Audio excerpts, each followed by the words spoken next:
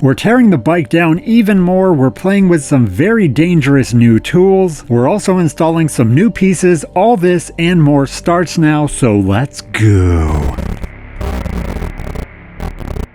In the last episode, we miraculously started this engine after sitting a very long time, and I was very happy and excited about that because that means we can finally move on with this build. The next order of operations is to take care of the suspension, and namely the front forks. So in order to get that out, I have to take off the headlight, and in order to do that, I have to take care of all of this wiring here. If I knew for a fact that I wasn't going to be using any of the stock wiring, I would just take some wire cutters and cut all of this out and get it done very quickly, but because I'm probably going to reuse at least a portion of this wiring harness, I do want to take my time, take apart all the connectors, and then feed it through this headlight housing. This did take me a considerable amount of time because that's a lot of wires that have to go through that small little cutout.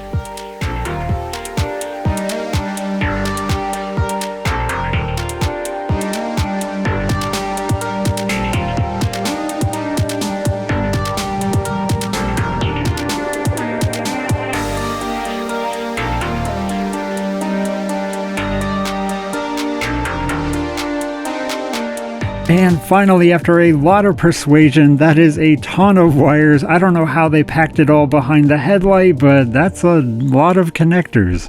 With all these wires finally free, we can start tearing down the front end and removing it from the rest of the frame. I'm hoping we can get it in one fell swoop, but we'll find out.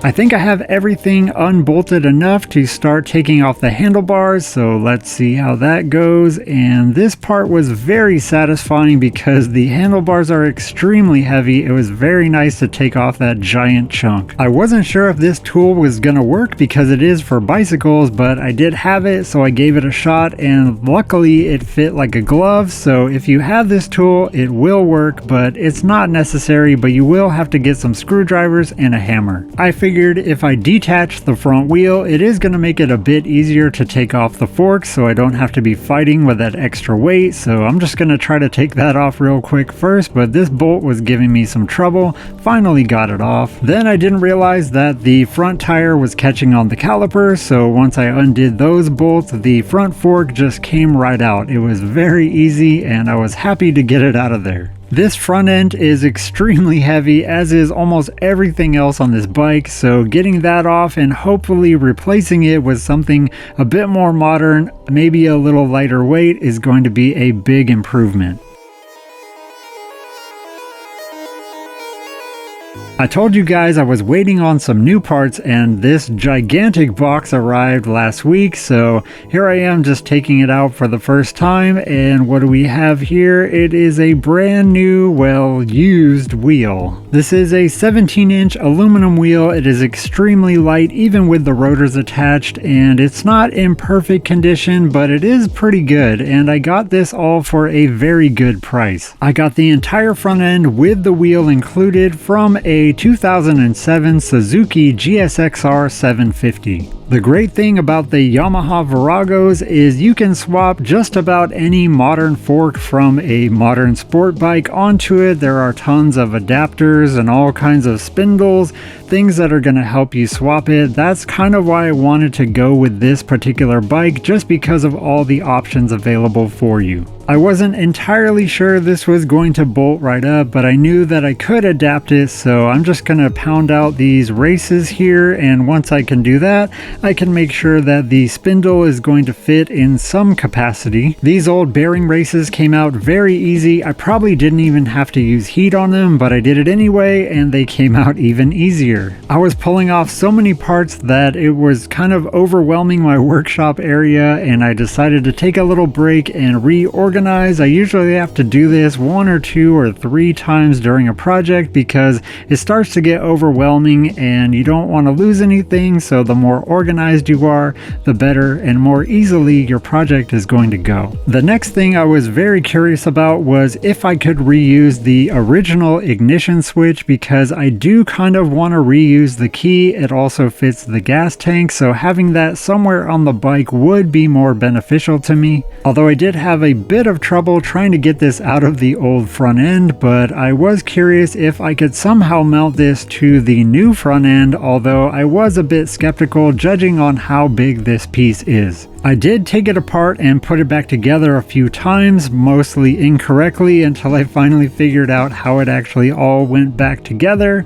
There's a lot of different contacts in there, and there is a locking mechanism. I was hoping I could trim that away. I probably could do away with it, but at this point I'm not sure if I'm actually going to use it or not, but I am just brainstorming.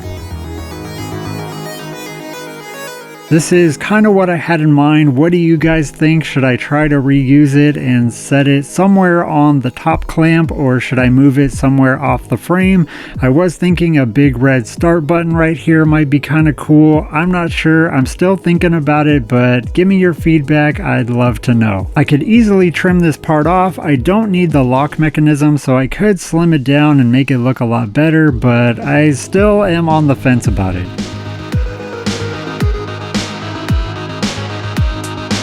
I was starting to work on the tank because I have some interesting ideas on how I want it to look and how I want the shape to be a little bit modified, but I decided to stop myself dead in my tracks because there is an order of operations here, and the more I thought about it, I have to continue on with the suspension first. I also bought a brand new tool for this project, which you're watching me assemble right now, and any excuse to buy a new tool, I'm gonna take it because I will use this in future builds as well. I started working on the gas tank because I wasn't quite sure what I was going to do with this front end. I knew I needed a different spindle or a modified spindle to have it actually fit on the old frame. After a lot of debate and trying to find a less expensive solution, I finally just bit the bullet and went with the Cognito spindle and also bearing set that fits this fork to this frame, and I didn't have to guess anything or build anything or assemble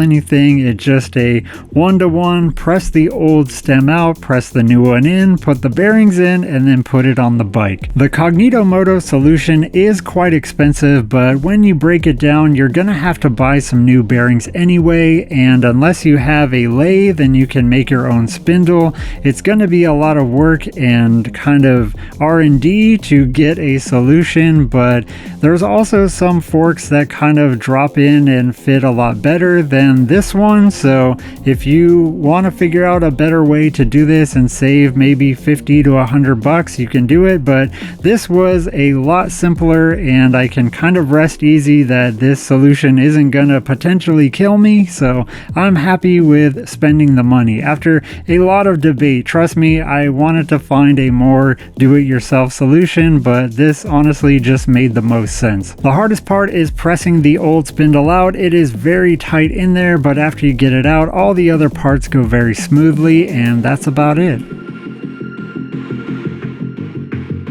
Next up is to install the new races in the old frame. I just used a little bit of WD-40 assembly lube and then wedged them in there until they were flush, and this was pretty easy. Even though the Cognito spindle is pricey, to me it is worth it because this is a beautifully machined part, and you can tell just by how they package everything, these guys actually care about making a very well made piece. All of the tolerances are exact and precise, and everything fit up extremely well. I used 2 washers on the bottom, and that gave me the perfect gap between the bottom of the frame and the triple clamp.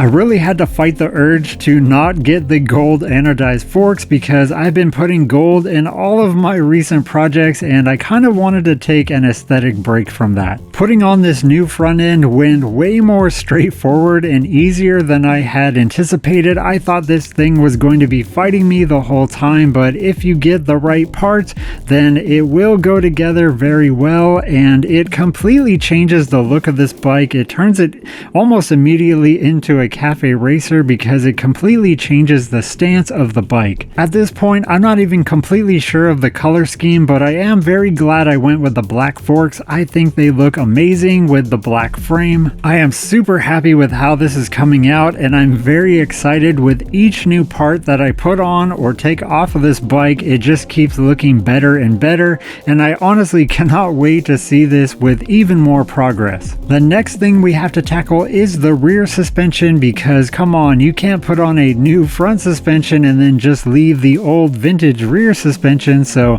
I do have some ideas for how I'm going to tackle that. I've been watching some other videos and seeing how they're doing it, but I kind of want to make my own solution for it, so that's going to happen in the next episode. But let me know what you guys think. It looks completely different from when we first started already, and I want to thank you guys so much for watching all the way to the end. I really appreciate it. I have a ton more parts arriving in the mail, but we have been making a lot of progress, but we got more to go, so stay tuned and I will see you in the next one.